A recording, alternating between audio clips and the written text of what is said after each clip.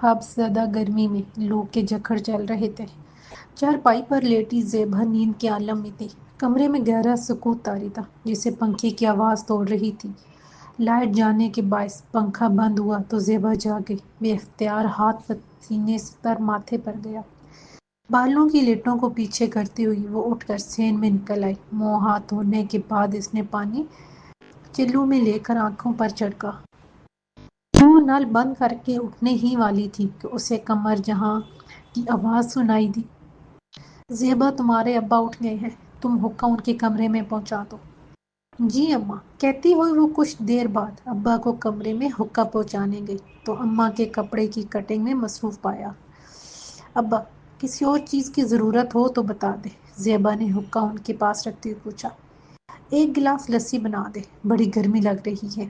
ظفر کی فرمائش سنتے ہی قمر جہاں تیز آواز میں بولی، میں تمہارے وقت بے وقت کے کھانے پینے سے عاجز ہوں۔ مہنگائی دن بدن بڑھتی جا رہی ہے۔ گھر کا خرچ چلانا 2 بار ہو گیا ہے، اوپر سے احمد نے الگ پریشان کیا ہوا ہے۔ آوارگی اس کی بڑھتی جا رہی ہے۔ بیٹے سے ایک آس وابستہ تھی، وہ بھی پوری ہوتی نظر نہیں آ رہی ہے۔ ظفر نے بیوی کے بگڑے ہوئے تیور دیکھے تو حقہ گڑگڑانے لگے۔ ابا، میں لسی لے کر آتی ہوں۔ ایک گلاس لسی سے اماں کی جانے کتنی بچت ہو جائے گی۔ زیبا چلی گئی۔ قمر جہاں بڑبڑاتے ہوئے سلائی مشین پر جھک گئی۔ قمر جہاں کی رہائش ایک گاؤں میں تھی۔ ان کے 2 بچے احمد اور زیبا تھے۔ زیبا گاؤں کے اسکول سے میٹرک کرنے کے بعد 1 سال سے گھر پر تھی۔ 4 سال قبل ظفر اپنے کھیتوں میں کام کرتے ہوئے بلڈ پریشر کی زیادتی کے باعث گر کر بے ہوش ہو گئے تھے۔ ہوش میں آنے کے بعد وہ فالج کی زد میں آ گئے تھے جس کے باعث وہ کام کرنے کے قابل نہیں رہے تھے۔ قمر جہاں کا شوہر کا بہت علاج کروایا جس کی بدولت وہ گھر میں چلنے پھرنے کے قابل ہو گئے تھے۔ ظفر کی بیماری کی وجہ سے گھر کا خرچ چلانے کی تمام ذمہ داری قمر جہاں کی کاندھوں پر آ گئی تھی۔ زمین انہوں نے اپنے دیور اشرف کے حوالے کر دی۔ اس معاہدے کے تحت کہ فصل میں آدھی کی وہ حقدار ہوگی۔ ظفر کا علاج اور گھر کا خرچ فصل کی آمدنی سے پورا ہوتا نظر نہیں آیا تو قمر جہاں نے کپڑوں کی سلائی شروع کر دی تھی۔ بیرونی دروازے کھلنے کی آواز سن کر قمر جہاں سوئی میں دھاگا ڈالتے ہوئے بولی، لگتا ہے احمد آ گیا ہے۔ چند سیکنڈ بعد احمد ان کے سامنے موجود تھا۔ اماں، مجھے پیسوں کی شدید ضرورت ہے، تم مجھے 200 روپے دے دو۔ احمد کی بات سنتے ہی وہ تلملا کر بولی، احمد، جب دیکھو تمہیں پیسوں کی پڑی رہتی ہے۔ پرسوں میری الماری سے پیسے یقیناً تم نے چرائے تھے۔ دن رات آوارہ گردی کرتے ہو، پڑھائی تم سے ہوتی نہیں۔ کب کا تم میٹرک کر چکے ہوتے۔ میں بھائی اشرف سے بات کرتی ہوں تمہیں کام پر لگائیں۔ اماں، مجھے چاچا کے ساتھ کام نہیں کرنا، اور یہ جو تم ہر وقت میری پڑھائی کا رونا روتی رہتی ہو، ذرا بتاؤ کہ تمہارے پاس کتنے پیسے ہیں جو تم مجھ پر خرچ کر کے ڈاکٹر یا انجینئر بناؤ گی۔ تم مجھے میرے حال پر چھوڑ دو، مہربانی ہوگی۔ احمد، تو کس طرح سے اپنی ماں سے بات کر رہا ہے؟ تو بیٹھ تو میرے پاس۔ ظفر دھیمے لہجے میں گویا ہوئے وہ ان کی بات کو خاطر میں نہ لاتے ہوئے کمرے سے نکل گیا۔ دیکھ لی تم نے اس کی بدتمیزی، کسی کی بات یہ سننے تو کوئی اسے سمجھائے۔ میں جانتی ہوں اس کے پیچھے پیسے ڈھونڈنے کے چکر میں یہ پورے گھر کو الٹ کر رکھ دے گا۔ اماں دیکھیں، بھائی نے الماری کی تمام چیزیں گرا دی ہیں۔ برابر والے کمرے سے زیبا کی آواز سنائی دی۔ کم بخت منحوس، جب دیکھو چوری کرنے میں لگا رہتا ہے۔ قمر جہاں بکتی جھکتی کمرے سے نکلی تو ساتھ والے کمرے میں احمد کو الماری میں گھسا ہوا پایا۔ اماں، تم نے پیسے کہاں چھپا کر رکھے؟ مجھے دے دو، فضول میں میرا وقت برباد مت کرو۔ وہ غصیلی لہجے میں ان سے مخاطب ہوا۔ تم نے کیا پیسے میرے پاس رکھوائے تھے جو مجھ سے مانگ رہا ہے؟ اللہ تجھے غارت کرے، میرے حق حلال کی کمائی کو اڑانے میں لگا رہتا ہے۔ کم بخت، محنت کرنا سیکھ، جب خود کمائے گا تو پتہ چلے گا کہ پیسے کتنی مشکل سے ہاتھ لگتے ہیں۔ وہ رو دینے کو تھی۔ میرے کمانے کی تم فکر مت کرو، میں بہت اچھا کماؤں گا اور دیکھنا میں راتوں رات امیر بن جاؤں گا۔ دیکھ احمد، کوئی الٹا سیدھا کام مت کرنا۔ گھر میں تو پیسے چوری کرتا ہے مگر باہر کوئی ایسی حرکت مت کرنا جس سے بدنامی ہو۔ احمد کی بات سن کر وہ ایک دم پریشان ہو گئی تھی۔ احمد الماری کو اچھی طرح دیکھنے کے بعد مایوس ہو کر کمرے سے باہر سین کے کونے میں بنے باورچی خانے میں جا گھسا تھا۔ بڑی سرحد سے وہ وہاں موجود جاروں کی تلاشی میں مصروف تھا۔ وہاں سے کچھ ہاتھ نہ لگا تو چاول کے ڈبے کو کھول کر دیکھنے لگا۔ ڈبے کی تہہ میں ایک تھیلی میں 100 روپے کے 3 نوٹ موجود تھے، جنہیں ہاتھ میں لیتے ہوئے اس کے تنے ہوئے اعصاب ڈھیلے پڑ گئے۔ مسکراتے ہوئے اس نے نوٹ جیب میں رکھے۔ قمر جہاں نے اسے پیسے جیب میں رکھتے ہوئے دیکھا تو چلائی، ذرا تو اپنی ماں کی محنت کا احساس کر لے، بدبخت، واپس کر۔ اتنی محنت سے میں نے ڈھونڈے ہیں، اب یہ میرے ہیں، میں کیوں واپس کروں؟ وہ انہیں ایک طرف دھکیلتے ہوئے تیزی سے گھر سے باہر نکل گیا۔ قمر جہاں اسے کوستے دیتی رہ گئی۔ اگلا ہفتہ سکون سے گزرا۔ احمد نے ان سے پیسوں کا تقاضا کیا اور نہ ہی پیسے چرانے کی کوشش کی۔ اتوار والے روز احمد رات بھر گھر نہیں آیا۔ صبح 7 بجے کے قریب جب وہ گھر آیا تو خاصا پریشان تھا۔ قمر جہاں نے اس سے پریشانی کی وجہ پوچھی تو وہ ٹال گیا۔ تم ابھی سونے مت، چل دینا، میں تمہارے لیے ناشتہ لے کر آتی ہوں۔ وہ اسی کمرے کی جانب بڑھتے دیکھ کر بولی، اماں میں بھی ناشتہ نہیں کروں گا، بس مجھے ایک گلاس پانی دے دو۔ 5 منٹ بعد قمر جہاں پانی کا گلاس لیے اس کے کمرے میں پہنچی تو وہ بستر پر بیٹھا تھا۔ احمد، رات بھر تم غائب رہے، مجھے بڑی فکر رہی۔ اللہ کے واسطے اپنے آوارہ دوستوں کا پیچھا چھوڑ دو، کچھ کام کرو۔ زیبا کی شادی کی عمر ہو گئی ہے، بغیر جہیز کے اس سے شادی کون کرے گا؟ پانی کا گلاس اس کے ہاتھ میں دیتے ہوئے انہوں نے اپنی پریشانی بیان کر دی۔ احمد نے کوئی جواب دیے بغیر پانی پیا، پھر بولا، اماں تم بے بات پریشان ہونا چھوڑ دو۔ زیبا کی شادی ہو، اس کی بات ادھوری رہ گئی۔ باہر کا دروازہ زور سے دھڑدھڑانے کی آواز آنے لگی۔ قمر جہاں فوراً گیٹ کھولنے چلی گئی۔ گیٹ کھولتے ہی وہ ساکت کھڑی رہ گئی۔ ان کے سامنے پولیس کھڑی تھی۔ تھانے دار نے اپنی آمد کا مقصد بیان کرتے ہوئے بتایا کہ وہ احمد کو چوری کے الزام میں گرفتار کرنے آیا ہے۔ قمر جہاں کا سر یہ سنتی چکرانے لگا۔ زیبا نے آگے بڑھ کر انہیں سہارا دیا۔ ان کی چیخو پکار سن کر احمد اور ظفر کمرے سے نکل آئے تھے۔ پولیس اہلکار احمد کو لے جانے لگے تو قمر جہاں ان کی منت سماجت کرنے لگے، جبکہ ظفر اس کی گرفتاری کی وجہ جاننے کے بعد نڈھال سے چپ سادھ کھڑے تھے۔ قمر جہاں کی منت سماجت کو خاطر میں نہ لاتے ہوئے پولیس اہلکار احمد کو لے گئے۔ ظفر دیوار کا سہارا لیتے ہوئے چارپائی پر بیٹھ گئے۔ دیکھ لو اس لڑکے کو، گھر میں چوری کرتے اب باہر بھی ڈاکہ ڈالنا شروع کر دیا ہے۔ خود اپنے ہاتھوں اپنی تباہی پر تلا ہوا ہے یہ بدبخت۔ وہ قمر جہاں کی طرف دیکھتے ہوئے بولے۔ پھر وہ زیبا سے مخاطب ہوئے، ذرا میری دوا لے کر آنا، دل بری طرح گھبرا رہا ہے۔ زیبا دوا لینے گئی تو قمر جہاں اس کے پیچھے کمرے میں چلی گئی۔ کچھ دیر بعد وہ چادر لپیٹتے کمرے سے باہر نکلی اور ظفر سے بولی، تم یہاں بیمار بنے پڑے رہو، میں تھانے کا چکر لگا کر آتی ہوں۔ پولیس والے احمد کا جانے کیا حشر کریں گے، مجھے شدید پریشانی ہو رہی ہے۔ اپنی بات مکمل کرتے ہوئے وہ باہر نکل گئی۔ گرم دوپہر ڈھلنے لگی تھی۔ آم کے پیڑ پر پڑتے سائے آہستہ آہستہ لمبے ہوتے جا رہے تھے۔ صوفیہ بیگم باورچی خانے میں بیٹھی آٹا گوندنے میں مصروف تھی۔ برابر والے چولہے پر ہنڈیاں چڑھی ہوئی تھی۔ ایک دم دال ابلی تو صوفیہ بیگم نے آنچ آہستہ کر کے سین کی طرف نظر دوڑائی۔ ان کی بہو آئمہ کرسی پر بیٹھی اپنے دوپٹے پر بیل ٹانکنے میں مصروف تھی۔ بیل ٹانکتے ہوئے وہ کبھی سر اٹھا کر ادھر ادھر نظریں دوڑا لیتی تھی۔ گرمی کی تپش سے صوفیہ بیگم کو شدید غصہ آنے لگا۔ وہ دل میں اپنی بہو کو کوسنے لگی، نکمی، کام چور، جانے خود کو کیا سمجھتی ہے، جب بھی کسی کام کے لیے کہو بگاڑ کر رکھ دیتی ہے۔ یہ بھی کام نہ کرنے کا بہانہ ہے کہ اتنا کام برا کرو کہ آئندہ کوئی کام کرنے کے لیے نہ کہے۔ سب قصور میرے فرہاد کا ہے، نحوست مار۔ ڈھنگ سے کوئی کام کرتا تو مجھے اس کلموہی کو بیاہ کر لانے کی ضرورت ہی کیا تھی۔ صوفیہ بیگم کے 2 بیٹے تھے۔ بڑا بیٹا بابر ریلوے میں گارڈ تھا۔ شادی کے بعد وہ فوراً علیحدہ گھر میں شفٹ ہو گیا تھا۔ چھوٹا بیٹا فرہاد اعلیٰ نسل کے پرندے پال کر انہیں شوقین افراد کے ہاتھوں فروخت کر کے کچھ رقم کما لیا کرتا تھا۔ اس نے اعلیٰ نسل کے کبوتر پال رکھے تھے۔ اکثر گھنٹوں چھت پر کھڑا کبوتر اڑاتا رہتا۔ اس کے کبوتر بادلوں کے قریب پرواز کر رہے ہوتے، لیکن وہ سیٹیاں بجا کر اور ڈنڈا لہرا کر انہیں اور بلند پروازی پر اکساتا رہتا۔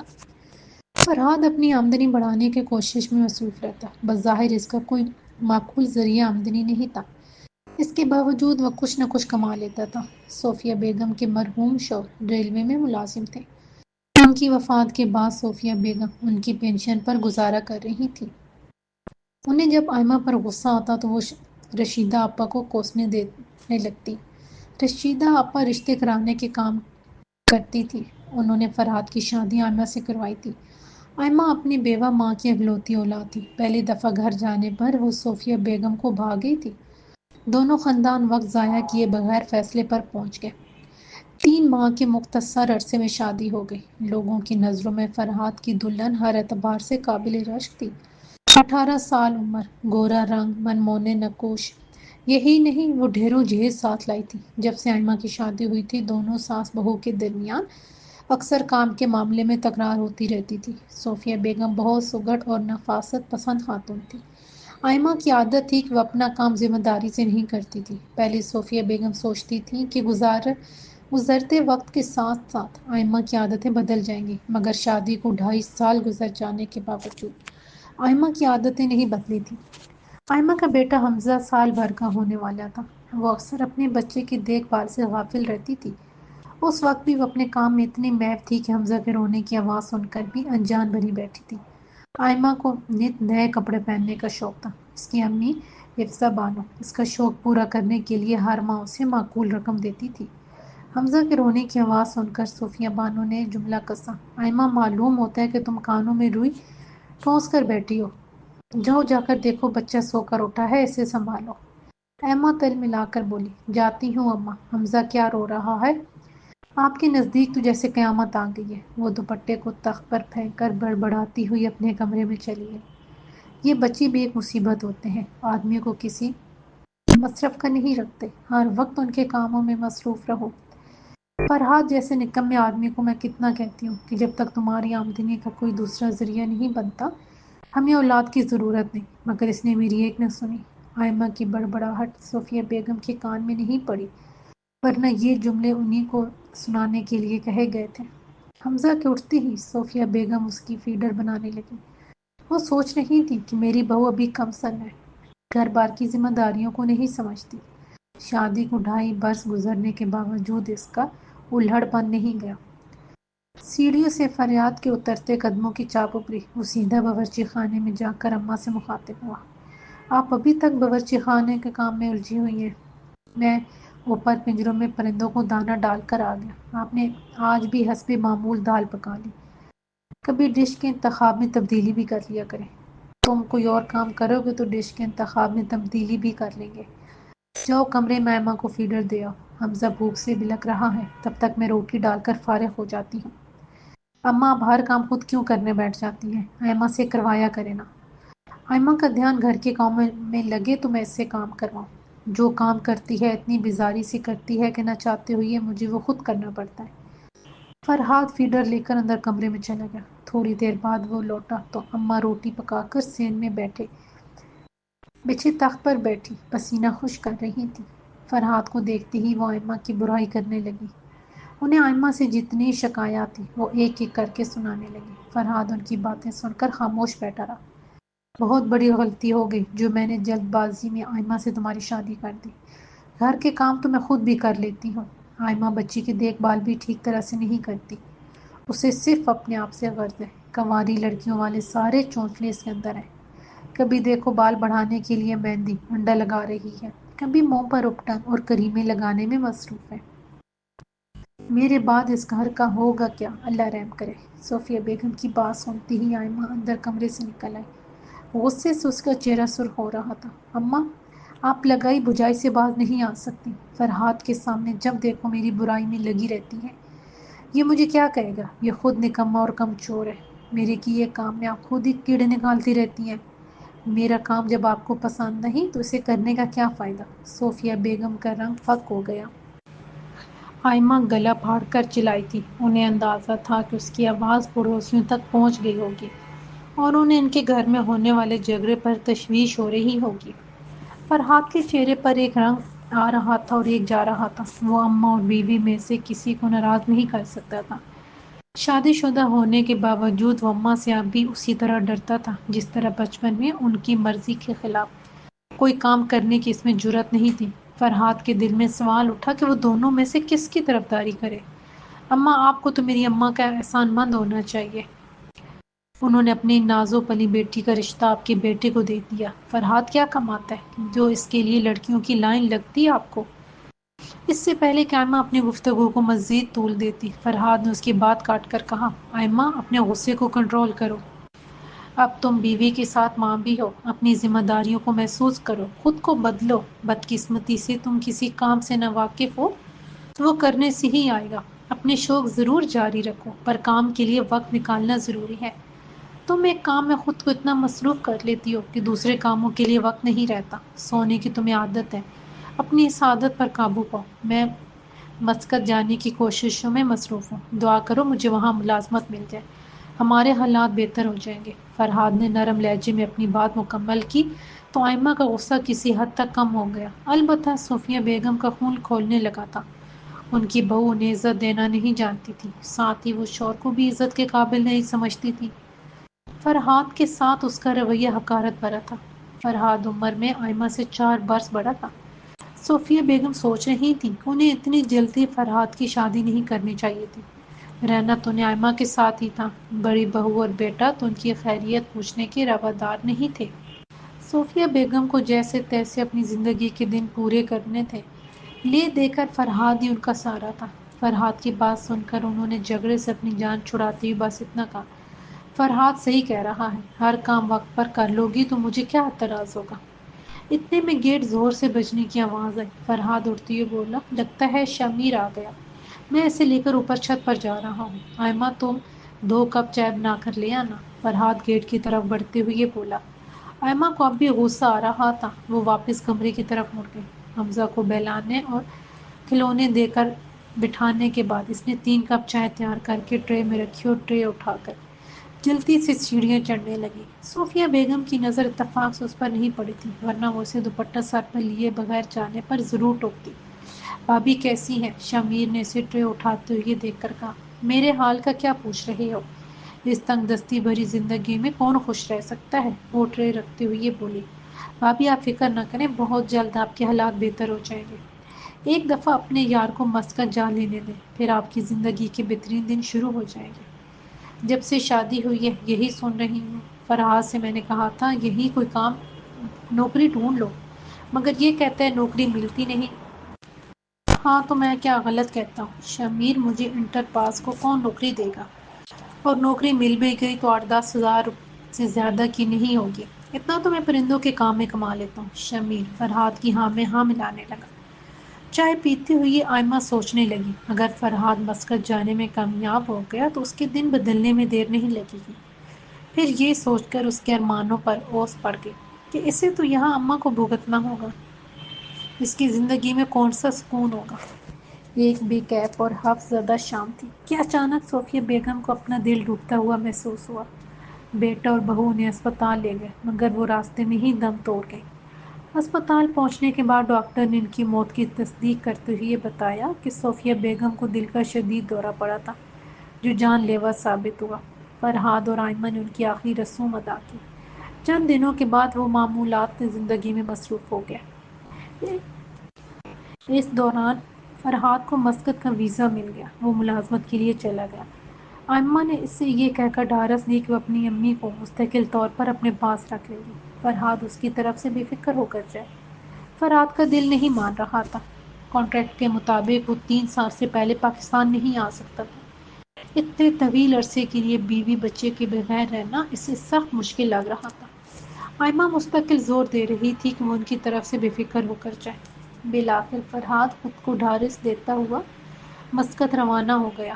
اس کی روانگی سے قبل آئمہ کی امی نجمہ اپنی بیٹی کے پاس آ گئی تھی۔ ان کی اماں سے جہاں آئمہ کو ڈھارس ہوئی، وہاں ان کی دیکھ بھال بھی آئمہ کو کرنا پڑ رہی تھی۔ نجمہ بیگم ہڈیوں کی کمزوری کے باعث کوئی کام نہیں کر سکتی تھی، وہ زیادہ تر بستر پر پڑی رہتی یا اپنی ضرورت کے مطابق تھوڑا بہت چل پھر لیتی۔ آئمہ کے لیے گھر کے کاموں کے ساتھ باہر سے سودا سٹ لانا، بل جمع کروانا اور دوسرے کام نمٹانا بھی مشکل ہو رہا تھا۔ چنانچہ اسے شمیر کو اکثر مدد کے لیے بلانا پڑتا۔ امی کو اسپتال لے جاتے ہوئے یہ شمیر آئمہ کے ساتھ ہوتا تھا۔ اس کی آمد کا سلسلہ دوست کے باہر جانے کے بعد بند نہیں ہوا تھا بلکہ بڑھ گیا تھا۔ وہ اکثر آئمہ کے گھر پر موجود ہوتا، آئمہ اسے چائے پلاتی، کوئی اچھا کھانا بناتی تو ضرور اسے پیش کرتی۔ شمیر گفتگو کا رسیا تھا، اس کے پاس دنیا بھر کی معلومات کا وسیع ذخیرہ تھا۔ شامیر کی تعلیم صرف انٹر تھی، اس کے باوجود اس کی گفتگو بڑی معتبرانہ ہوتی تھی۔ شامیر کے فیملی میں صرف اس کے چاچا ناصر الدین تھے۔ شامیر 2 سال کی عمر میں یتیم ہو گیا تھا۔ اس کی امی نے دوسری شادی کرنے کے کچھ عرصے بعد اسے اس کے چاچا کے سپرد کر دیا تھا۔ چاچا کی کوئی اولاد نہیں تھی۔ چاچا چاچی دونوں کو شامیر سے بے حد محبت تھی۔ ان کے لاڈ پیار کا نتیجہ تھا کہ شامیر کو پڑھائی سے زیادہ دوسری چیزوں میں دلچسپی تھی۔ شامیر کی چاچی کی وفات 1 سال پہلے ہو گئی تھی۔ چاچا ناصر کا زیادہ وقت اپنی دکان پر گزرتا تھا۔ شامیر اکثر ان کی دکان پر چلا جاتا تھا، مگر وہ ذمہ داری سے دکان کا کام نہیں کرتا تھا۔ جب تک فرحاد موجود تھا، وہ آئمہ کو بھابھی کی نظر سے دیکھتا تھا۔ فرحاد کے مسقط جانے کے بعد شامیر کی نظریں بدل گئی تھیں۔ آئمہ اسے اچھی لگنے لگی تھی۔ آئمہ گھر میں ہمیشہ صاف ستھرے حلیے میں ہوتی تھی۔ اسے اپنی خوبصورتی کا بڑا خیال رہتا تھا۔ گرمیوں کی دھوپ میں وہ بغیر چھتری کے باہر قدم نہیں رکھتی تھی۔ فرحاد کو گئے 1 سال بھی پورا نہیں ہوا تھا کہ آئمہ اور شامیر اس قدر بے تکلف ہو گیا کہ معاملہ باتوں سے آگے بڑھ گیا۔ وہ آئمہ کے عشق میں بری طرح گرفتار ہو گیا تھا۔ جس روز شامیر اس سے ملنے نہیں جا پاتا، اسے عجیب طرح کی بے قراری ہونے لگتی۔ وہ آئمہ کے گھر کوئی بہانہ بنا کر پہنچ جاتا۔ آئمہ کی امی کی حالت روز بروز بگڑتی جا رہی تھی۔ ان کو مختلف بیماریوں نے آ گھیرا تھا۔ شامیر ان کی عیادت کے بہانے تقریباً روز پہنچ جاتا۔ آئمہ بھی اپنے شوہر کو بلا کر شامیر کی محبت میں گرفتار ہو گئی تھی۔ شامیر کی غیر حاضری میں وہ بجھی بجھی دکھائی دیتی تھی اور بے قراری کے عالم میں سین میں گیٹ کے قریب چکر لگاتی رہتی تھی۔ اس کے خیالوں میں ہر وقت شامیر کا تصور چھایا رہتا تھا۔ پیر کا دن تھا۔ شامیر کے چاچا ناصر الدین دکان جاتے ہوئے اسے تاکید کر گئے تھے کہ وہ ہول سیل مارکیٹ سے سامان خرید کر دکان پر پہنچا دیں۔ انہوں نے تنبیہ کرتے ہوئے کہا، شامیر، سودا آج ہی دکان پر پہنچا دینا، کل نہیں ہونی چاہیے ورنہ اچھی بات نہیں ہوگی۔ چاچا ٹھیک ہے، میں آپ کے جاتے ہی اس کام کے لیے نکل جاؤں گا، آپ بھروسہ رکھیں۔ تم بس ایک ہی بات کہنا کہ تم پر بھروسہ رکھوں، تمہاری حرکتیں دیکھ کر خاموش رہوں۔ میری سمجھ میں نہیں آتا کہ تمہیں فرات کے گھر جانے کی ہر روز کیا پڑی رہتی ہے۔ تمہاری اس طرح اس کے گھر میں جانے پر لوگ باتیں بنا رہے ہیں۔ تمہیں خود کمانے کی ذرا بھی پرواہ نہیں ہے۔ بیٹا، زندگی ایسی نہیں گزرتی۔ تم باقاعدگی سے دکان پر بیٹھو، میں تمہارے لیے کوئی لڑکی دیکھ کر تمہاری شادی کروں۔ اس گھر میں ایک عورت کا ہونا ضروری ہے۔ کب تک ہم دونوں گھر کے تمام کام کرتے رہیں گے؟ شامیر سر جھکائے چاچا کی بات سن رہا تھا۔ ان کی گفتگو ختم ہوتی ہی بولا، ٹھیک ہے چاچا، میں آپ کی خواہش کے مطابق روز دکان پر بیٹھا کروں گا۔ آپ اچھی طرح جانتے ہیں آئمہ میری دوست کی بیوی ہے۔ دوست کی غیر موجودگی میں اگر میں اس کی بیوی بچے کے کچھ کام نپٹا دیتا ہوں تو اس میں برائی کیا ہے؟ مجھے کسی کی پرواہ نہیں۔ میں لوگوں کی باتوں سے گھبرا کر نیک کام چھوڑنے والا نہیں۔ شامیر نے حتمی لہجے میں اپنا فیصلہ سنایا۔ چاچا اسے دروازہ لاک کرنے کا کہتے ہوئے گھر سے نکل گئے۔ ان کے جانے کے بعد شامیر تیار ہو کر گھر سے نکلا۔ ارادہ تو اس کا مارکیٹ جانے کا تھا، مگر اس کے قدم خود بخود آئمہ کے گھر کی جانب اٹھ گئے۔ شامیر نے گیٹ کی جالیوں سے جھانکا تو آئمہ سین میں مرغیوں کو دانہ ڈالتی نظر آئی۔ وہ خود پر قابو نہ رکھ سکا۔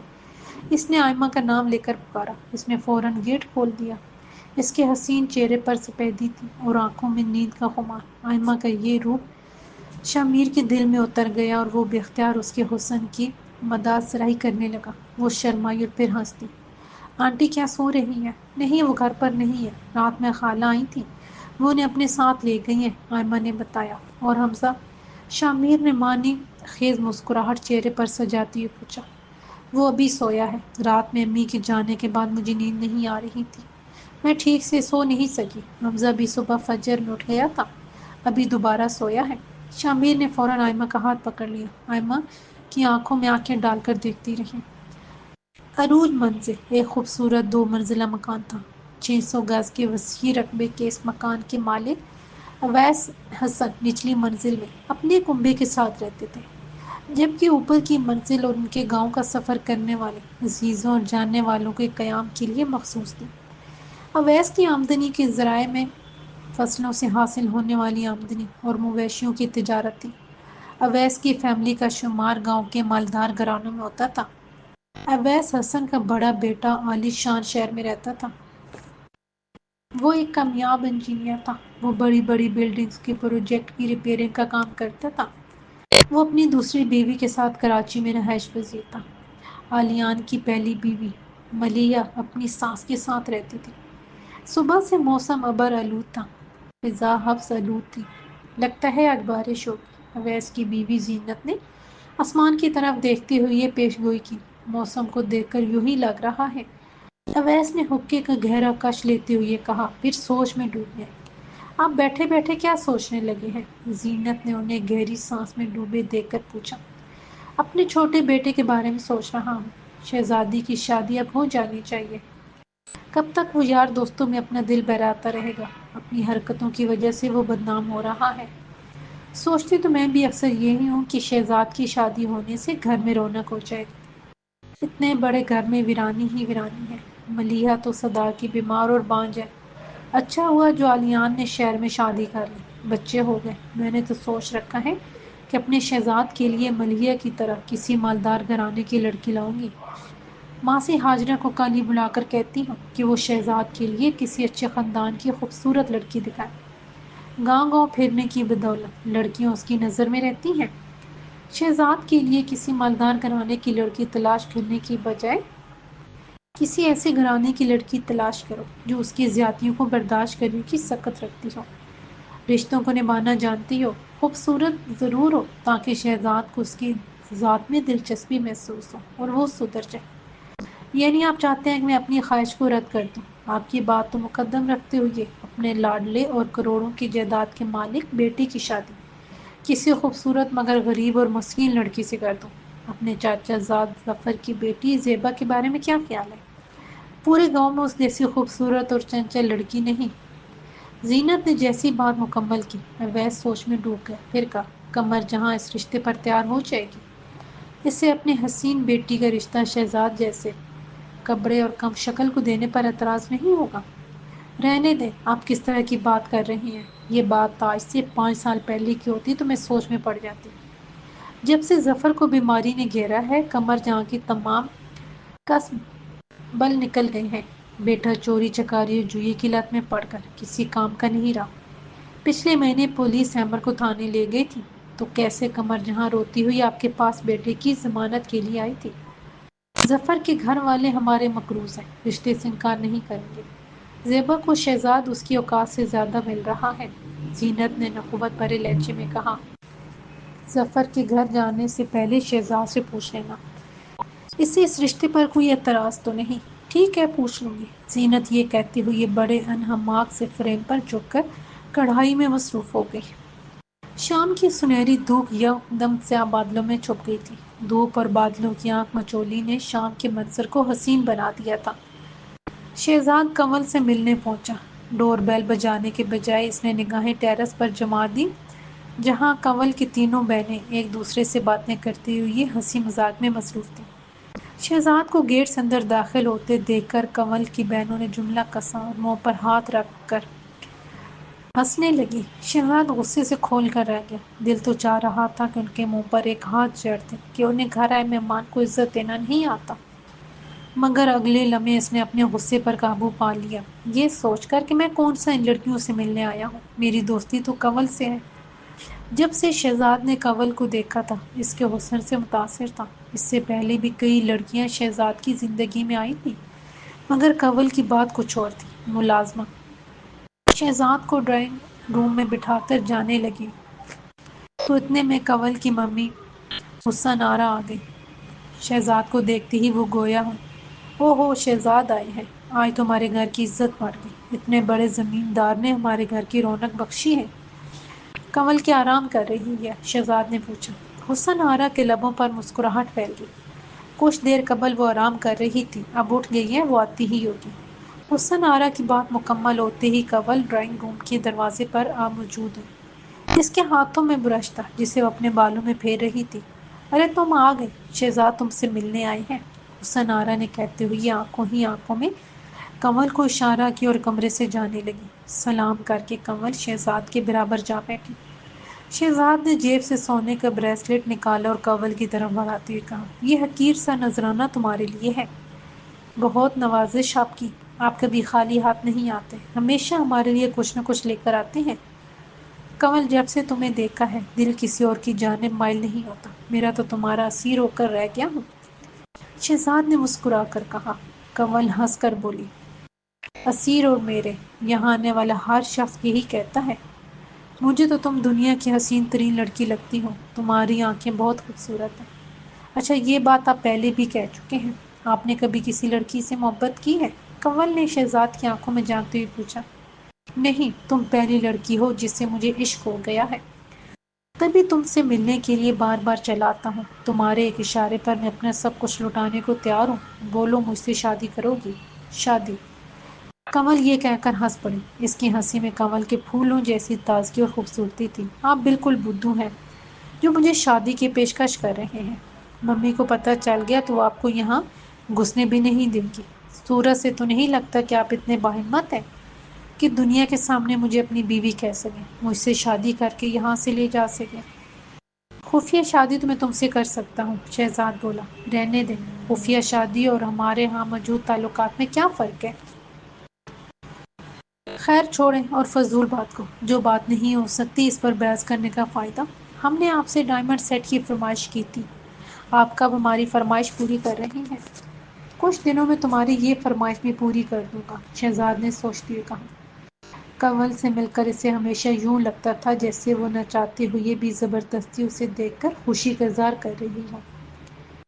شہزاد اچھی طرح جانتا تھا کہ اس کی شخصیت میں کوئی ایسی بات نہیں ہے جو اسے متاثر کر سکے. پھر بھی وہ دلوں کے ہاتھوں مجبور ہو کر اس کے پاس چلا آتا تھا. کیا سوچنے لگے؟ کنول نے شہزاد کے کندھے پر ہاتھ رکھ کر اس کی آنکھوں میں دیکھتے ہوئے یہ پوچھا. شہزاد کے منہ سے ایک لفظ نہ نکل سکا. وہ کنول کی خمار آلود آنکھوں میں جیسے کھو گیا تھا. قمر جہاں پورے انہماک سے جھاڑو دینے میں مصروف تھی. جھاڑو لگاتے ہوئے وہ صحن میں بکھرے جامن کے پتوں کو سمیٹتے ہوئے بڑبڑا رہی تھی. دروازہ کھٹکھٹانے کی آواز سن کر وہ کچرا ایک طرف سمیٹتے ہوئے اٹھ کر دروازے تک پہنچی. دروازہ کھولتے ہی سامنے کھڑی زینت کو حیرت بھرے انداز میں دیکھتے ہوئے بولی. بھابھی، آپ آج یہاں کیسے؟ کیوں؟ کیا میں تم لوگوں سے ملنے تمہارے گھر نہیں آ سکتی؟ زینت یہ کہتے ہوئے اندر داخل ہو گئی اور صحن میں پڑی چارپائی پر بیٹھ گئی. قمر جہاں نے ان کے قریب بیٹھتے ہوئے پوچھا. بھابھی، آپ ٹھنڈا پئیں گی یا گرم؟ کسی تکلف کی ضرورت نہیں ہے، میں بھی ناشتہ کر کے آئی ہوں. زیبا کہاں ہے؟ دکھائی نہیں دے رہی. زیبا پڑوسن کے گھر میں سلائی سیکھنے گئی ہوئی ہے. جب سے میٹرک کر کے فارغ ہوئی ہے اسے کچھ نہ کچھ کرنے کی لگی رہتی ہے. اچھی بات ہے، کچھ نہ کچھ کرتے رہنا چاہیے. یہ بتاؤ، تم نے زیبا کی شادی کے متعلق کچھ سوچا ہے؟ قمر جہاں نے اس سوال پر حیرت سے زینت کو دیکھا.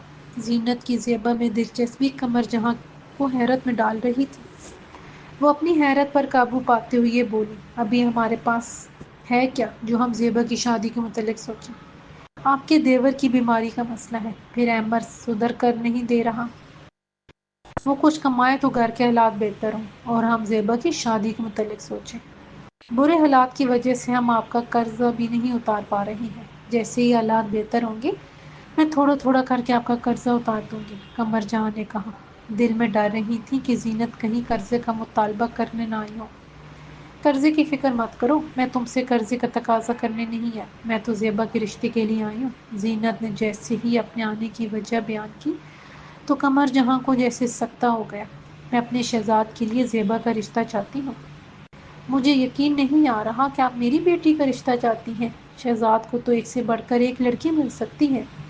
قمر جہاں نے خود پر قابو پاتے ہوئے بات بنائی. شہزاد کی عادتوں کو وہ اچھی طرح جانتی تھی. زینت کو فوراً انکار کر کے وہ ان کی ناراضگی نہیں مول لینا چاہتی تھی. تم ٹھیک کہہ رہی ہو، شہزاد کے لیے لڑکیوں کی کوئی کمی نہیں.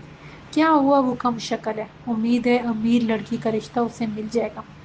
مگر میں دولت مند گھرانے کی لڑکی سے شہزاد کی شادی کر کے اسے خود سے دور نہیں کر سکتی. پہلے ہی میرا ایک بیٹا مجھ سے دور ہو گیا ہے. زیبا سمجھدار لڑکی ہے. شہزاد کا خیال رکھنے کے ساتھ ساتھ وہ ہم میاں بیوی کی خدمت بھی کرے گی. تم بتاؤ، تم کیا چاہتی ہو؟ اس سے پہلے کہ قمر جہاں کچھ بولتی، سامنے کمرے سے ظفر دیوار کا سہارا لیتے ہوئے نکلے. انہیں آتے دیکھ کر قمر جہاں اٹھی اور سہارا دے کر کرسی پر بٹھا دیا. ظفر، کیسے ہو؟ زینت نے کہا. آپ خیریت سے ہیں؟ ظفر نے پوچھا. جی میں بالکل ٹھیک ہوں. زیبا کے رشتے کے لیے آئی ہوں، اپنے شہزاد کے لیے. آپ کو تو کوئی اعتراض نہیں ہوگا اس رشتے پر؟ زینت نے ظفر کو اپنی آمد کا مقصد بتایا. ظفر خاموش رہے۔ قمر جہاں آنکھوں ہی آنکھوں میں انہیں کچھ نہ بولنے کا اشارہ دے چکی تھی۔ بھابھی میں زیبا سے پوچھے بغیر اس رشتے کے لیے رضامندی نہیں دے سکتی۔ پتہ نہیں زیبا اس رشتے پر راضی ہوتی بھی ہے یا نہیں۔ پھر عمر کی رائے لینی ہوگی، آخر کو وہ زیبا کا بھائی ہے۔ قمر جہاں نے فیصلہ سنایا۔ تم نے بھی خوب کہی، جب ماں باپ کو کوئی اعتراض نہیں تو زیبا کی پسند یا ناپسند کیا اہمیت رکھتی ہے؟ ہم سے کون سا؟ ہمارے والدین نے شادی کے وقت پوچھا تھا۔ رہی بات عمر کی تو وہ کون سا با کردار اور عقل مند ہے جو تم اس کی رائے کو اہمیت دے رہی ہو؟ زینت نے طنزیہ لہجے میں کہا۔ بھابھی اب برا مت مانے، ہمیں سوچنے کے لیے کچھ وقت تو دے۔ ٹھیک ہے، میں ایک ہفتے کے بعد پھر چکر لگاؤں گی، تم دونوں میاں بیوی سوچ سمجھ لینا۔ اب میں چلتی ہوں۔ زینت ایک دم اٹھ کھڑی ہوئی۔ بھابھی بیٹھے نا، کچھ کھا پی کر جائیں۔ ظفر نے انہیں اٹھتے دیکھ کر کہا۔ رہنے دو، پھر کبھی سہی، وہ دروازے کی جانب بڑھتے ہوئے بولی۔ قمر جہاں انہیں گیٹ تک رخصت کر کے آئی، ان کا موڈ بگڑ گیا۔ وہ ظفر کے سامنے شہزاد کی برائی کرتے ہوئے پھٹ پڑی۔ ہماری ایسی خوبصورت بیٹی کے لیے شہزاد ہی رہ گیا ہے جو زینت بھابھی اس کا رشتہ لے کر دھڑلے سے چلی آئیں۔ اوپر سے چاہ رہی تھی کہ ہم اس رشتے کو فوراً قبول کر کے ہاں کر دیں، جیسے ہم اس رشتے کے انتظار میں ہی بیٹھے تھے۔ میں سوچ رہی ہوں انکار کرنے کے لیے کیا بہانہ بناؤں۔ انکار کرنے سے پہلے یہ سوچ لینا، ہم بھائی اویس کے مقروض ہیں۔ جب سے یہ بیمار ہوا ہوں وہ مستقل ہماری مدد کر رہے ہیں۔ ان کی ناراضی مول لے کر تم اچھا نہیں کرو گی، خاص طور پر اس وقت جب قسمت نے ہمارے اکلوتے بیٹے کو آوارہ اور مجرم بنا دیا ہے۔ عمر کے سدھرنے کے کوئی آثار نہیں۔ مجھے یہی غم لے ڈوبے گا۔ پھر ان حالات میں زیبا کے لیے ڈھنگ کا رشتہ کیسے آئے گا؟ تم شہزاد کے معاملے میں جذباتی ہو کر فیصلہ کر رہی ہو۔ اس کی شخصیت کو دیکھنے کی بجائے یہ سوچو کہ ہماری بیٹی اس سے شادی کر کے خوشحال زندگی گزارے گی۔ جو خوشیاں اسے ہمارے گھر میں نہ مل سکیں وہ کم از کم سسرال میں اسے نصیب ہو جائیں گی۔ تو آپ کے خیال میں پیسے سے ہر خوشی خریدی جا سکتی ہے؟ قمر جہاں تنزن بولی۔ پیسے کی اہمیت سے انکار نہیں کیا جا سکتا۔ رہی بات شہزاد کی تو مجھے یقین ہے شادی کے بعد وہ سدھر جائے گا۔ جیسا بھی ہے اپنا ہے، شہزاد کو ہم جانتے ہیں۔ اگر باہر سے کوئی رشتہ آئے گا تو ہمیں لڑکے کے کردار کے بارے میں خام معلوم ہوگا، ظفر نے کہا۔